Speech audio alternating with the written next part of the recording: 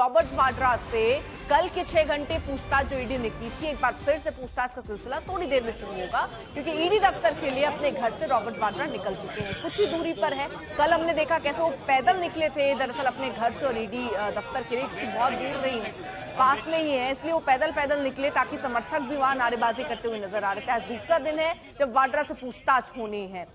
निकलने से पहले कल आज उन्होंने क्या कहा वो सुनिए। चीज होता है तो ये जो गलत हो रहा है, ये जनता का, मेरा जो अनुभव है जनता के साथ, वो हमेशा यही बोलते हैं कि एजेंसियों पर हमें भरोसा नहीं है, क्योंकि उनको जब भी कोई इलेक्शन होता है या कभी भी उनको किसी को गलत तरीके से दिखाना होता है तो वही चीज दोबारा उनको तंग किया जाता है और एजेंसियों के द्वारा। सर, आपको लगता है कि आप गांधी परिवार का हिस्सा है और इसीलिए आप एक सॉफ्ट टारगेट दिखाई देते हैं, आपको ये लगता है? देखिए, सॉफ्ट टारगेट तो मैं अपने आप को कभी नहीं बुलाऊंगा। मैं तो जितनी बारी आप मेरे को परेशान करोगे या मतलब कोई भी प्रेशर डालोगे, मैं और उभर के आऊंगा और स्ट्रांग ही बनूंगा। तो टारगेट हो या जो भी है, टारगेट है क्योंकि हम रेलेवेंट हैं, हम लोगों की बात रखते हैं, हम किसी से डरते नहीं है, हम हमेशा लोगों के लिए लड़ते रहेंगे। और संसद में चाहे राहुल को रोका जाए या मुझे बाहर रोका जाए, हम तो लड़ते रहेंगे, सच्चाई के लिए लड़ते रहेंगे और लोगों के लिए लड़ते रहेंगे। तो टारगेट हैं हम जरूर, पर सॉफ्ट टारगेट नहीं है, हम हार्ड टारगेट है और हार्डर बनते रहेंगे। देखिए, मेरा ये सोच है कि समय बदलता रहता है, हमेशा समय बदलता रहता है।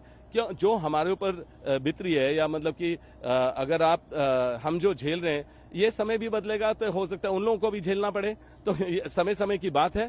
तो मेरा ये है कि मैं जरूर जाऊंगा, अभी भी मैं एजेंसियों के पास जाऊंगा, जो भी सवाल हैं पूरे जवाब दूंगा। मेरे को किसी चीज की डर नहीं है, कोई चीज छुपी नहीं है। आपको जब इसकी कार्रवाई हुई थी हरियाणा में और वहां के जो भी एडमिनिस्ट्रेशन है, उन्होंने पूरी कार्रवाई की, उन्होंने देखा कि कोई भी रॉन्ग डूइंग नहीं थी और एडमिनिस्ट्रेशन ने पूरा देखा। और आप देखेंगे कि खट्टर जी ने खुद मुझे क्लीन चिट दिए हैं इसी विषय में, जिस विषय में बात कर रहा हूं, वहां से ऑलरेडी क्लीन चिट 2 बारी मिल चुका है।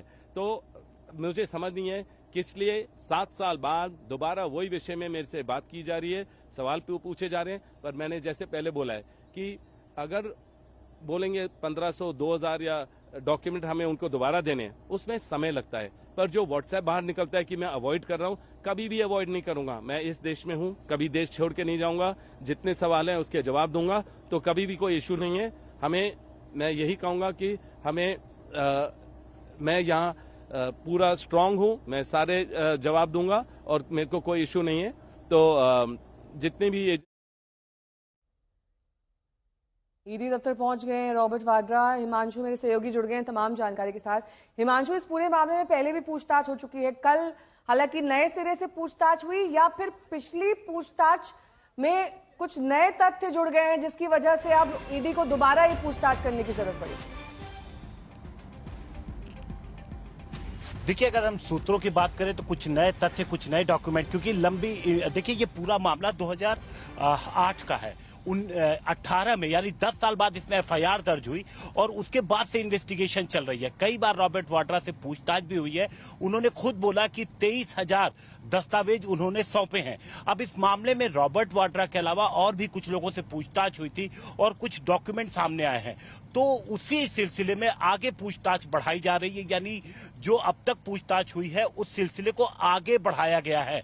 अब इसमें कल 6 घंटे पूछताछ हुई थी और आज अब 11 बजे का टाइम दिया गया था। 11 बजे आज पूछताछ के लिए बुलाया गया है। अब आप देखिए, ये जो पूरा रास्ता है, मैं आपको दिखाता हूं, ये रास्ता जो है वो यहां पर बंद कर दिया गया है। जो आप एंट्री अगर यहां पर देखेंगे तो उस एंट्री को बंद कर दिया गया। अंदर ईडी ऑफिस है, जो गाड़ियां हैं वो जिनके ऑफिसेज, स्कूल, क्योंकि घर भी अंदर ऑफिसेज है, सरकारी दफ्तर है, तो सिर्फ उनको, उनकी गाड़ियों को अंदर जाने दिया जा रहा है। दूसरी सभी गाड़ियों को यहां पर बाहर रोक दिया गया है सिक्योरिटी पर्पस के जरिए। यहां से हम पैदल ही आगे नेहा बढ़ते हैं और आपको दिखाते हैं कि किस तरीके से अंदर जब वो निकले थे घर पे, मैं बताऊं कि कुछ उनके जो जानकार थे, जो उनके कुछ कार्यकर्ता थे, वो भी पहुंचे थे और एक उम्मीद थी जो कार्यकर्ताओं को कि शायद आज फिर से एक बार पैदल चल करके रॉबर्ट वाड्रा पहुंचे। तो आप ये देखिए, पूरा सिक्योरिटी का इंतजाम है, गेट यहाँ पर लगा दिया गया है, बैरिकेड लगा करके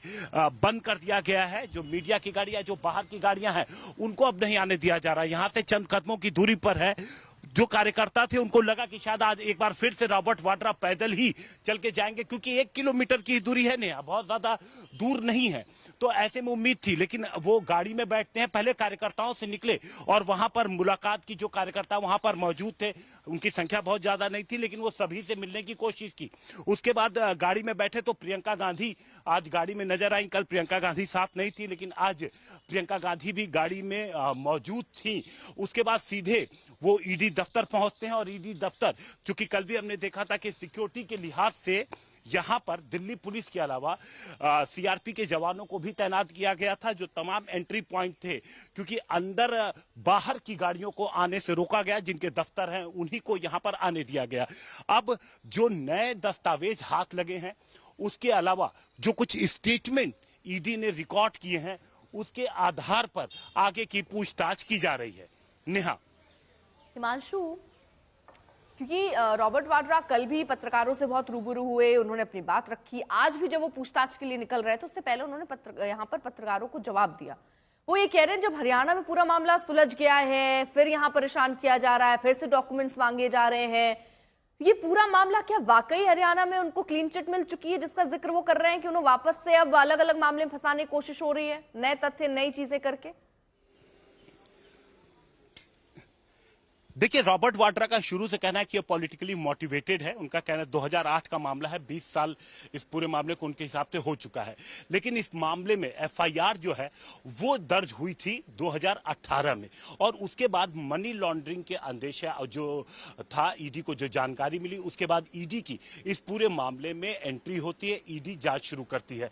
3.5 एकड़ जमीन है, जिस 3.5 एकड़ की जमीन रॉबर्ट वाड्रा ने सबसे पहले जो लिया था वो 7.5 करोड़ में लिया था। लेकिन उसके बाद जब जमीन भी लिया तो पूरा उसके एक, देखिए जब आप कोई जमीन खरीदते तो एक पूरी प्रोसीजर होता है, रजिस्ट्री कराते हैं, इस तरीके की जमीनों का दाखिल खारिज होता है। तो ये सारी चीजें जो है 24 से 25 घंटे में निपटा दिया गया था। आप देखिए सामने ईडी ऑफिस है और बड़ी जल्दी इस पूरी चीजों को निपटा दिया गया था।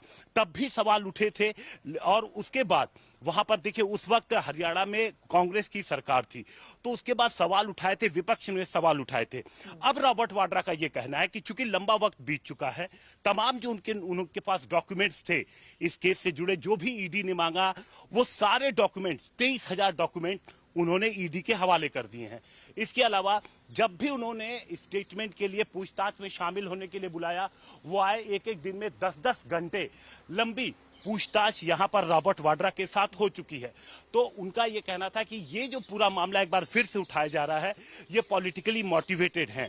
लेकिन वहीं पर बीजेपी का कहना है कि जांच एजेंसी है, जब भी उसको तथ्य लगेगा, जब भी उसके हाथ में कुछ आएगा, तो अपनी जांच में वो पूछताछ के लिए बुला सकती है। तो अब देखते ये है कि आज कितनी देर यहां पर पूछताछ होती है और क्या कुछ शाम तक निकल कर सामने आता है। ओंकारेश्वर प्रॉपर्टीज से इन्होंने ये 7.5 करोड़ में डील किया। सवाल इसलिए उठ रहे हैं क्योंकि फरवरी 2008 में डील हुई और जून 2008 में ये बेच दी गई जमीन वो डीएलएफ को, और वो भी 58 करोड़ रुपए की कीमत पे। तो ऐसे में जो ये जिसने बेचा, जिनसे जमीन खरीदी, क्या उनके भी किसी लोगों से बातचीत हुई है उन्होंने? क्योंकि वो भी बेहतर बता पाएंगे कि आखिरकार इसमें कहीं कोई लोचा जो दिख रहा है ईडी को, वो है या नहीं है। ये पूरा सवाल इसी चीज को लेके खड़ा हुआ कि सबसे पहले तो जो जमीन है वो ली गई 3.5 एकड़ 7.5 करोड़ रुपए में, और 24 घंटे के अंतर, क्योंकि आमतौर पर अगर आप कोई भी जमीन लेते हैं तो प्रोसीजर में टाइम लगता है, दाखिल खारिज में टाइम लगता है, हर प्रोसीजर को पूरा करने में महीने भर का वक्त लगता है। लेकिन यहां पर महज 24 घंटे के अंदर ये पूरा प्रोसीजर निपटा दिया जाता है, दाखिल खारिज हो जाता है, और उसके तुरंत बाद अगली डील होती है। और अगली डील 7.5 करोड़ रुपए वाली जो डील थी, लैंड यूज चेंज करके 58 करोड़ रुपया उसकी कीमत हो जाती है। यानी आप देखेंगे करीब करीब 8 गुना इस पूरी जमीन की कीमत बढ़ जाती है। और यहीं से संदेह हुआ, यहीं से इस पूरे डील को लेकर के सवाल उठाना विपक्ष ने शुरू किया था, जिसके बाद शिकायत की गई थी।